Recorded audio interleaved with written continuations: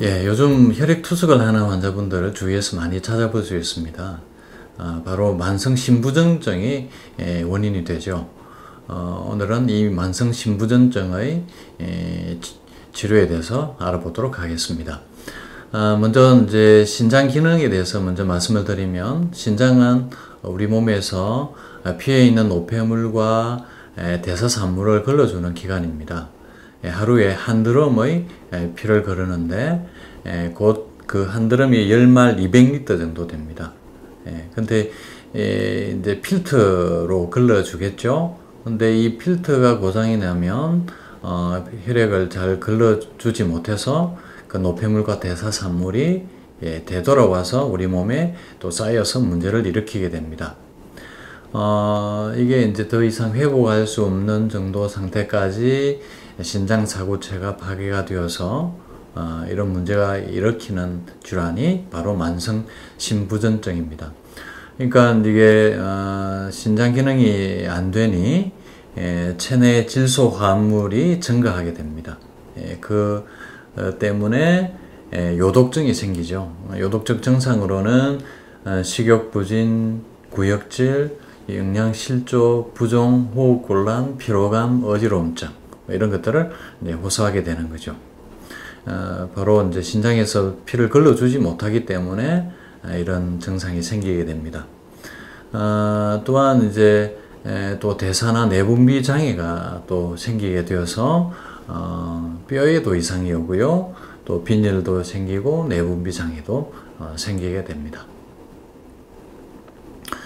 이런 만성 신부전증이 요즘 많이 생기는 것은 가장 큰 원인은 당뇨병입니다. 당뇨 합병증으로 사고체가 망가지는데 이 38.5%의 원인이 당뇨병 합병증으로 오게 되고요.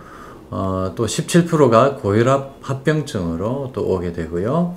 14.5%는 만성 신장염이 원인이 됩니다. 그 외에 사구체 신염이나 신증후군 같은 자가 면역 질환, 그리고 다발성 난신종 등도 원인이 됩니다. 검사는 이제 요검사와 신기능검사, 방사선 검사로 하게 되는데요. 먼저 이제 신장에서 혈액을 걸러주지 못해서 이제 혈뇨와 단백뇨가 먼저 생기게 됩니다. 그리고 차츰 신장이 더 망가지면 신장 기능이 떨어져서 신장 기능 검사에서 특히 이제 사구체 여과율이 이 신장 기능 검사를 하는 중요한 검사가 되는데, 그 여과율을 측정해서 우리가 신장 기능을 평가하게 됩니다. 그리고 이제 그 초음파와 같은 방사선 검사도 하게 됩니다. 사구체가 망가져서 이제 신장 기능이 떨어지게 되는데, 신장 기능은 곧 사구체 여과율이라고 할 수 있습니다. 이것은 정상에서는 80에서 120 사이고요. 이게 이제 차츰 떨어져서 30에서 59 정도 사이가 되면 신부전 초기 단계라고 보고요. 15 이하로 떨어지게 되면 투석이나 신장 이식이 필요한 상태, 말기 상태로 보게 됩니다.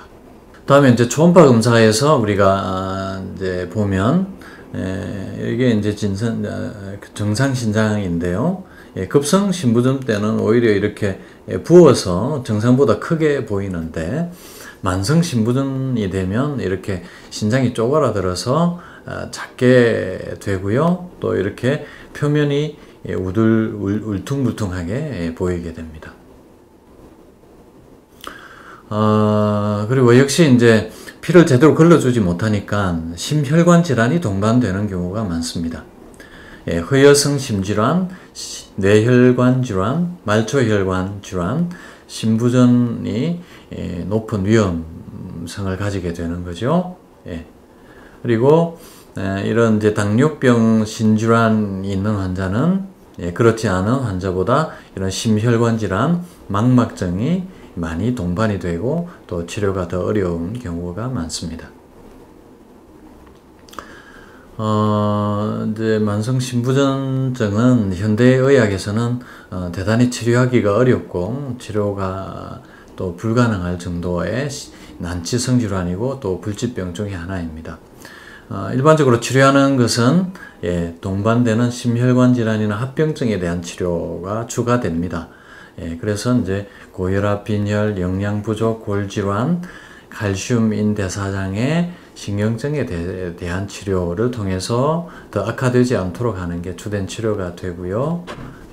뭐 당연히 당뇨병 환자에 있어서는 혈당 조절과 고지혈증에 대한 치료가 중요한 또 치료가 되겠습니다.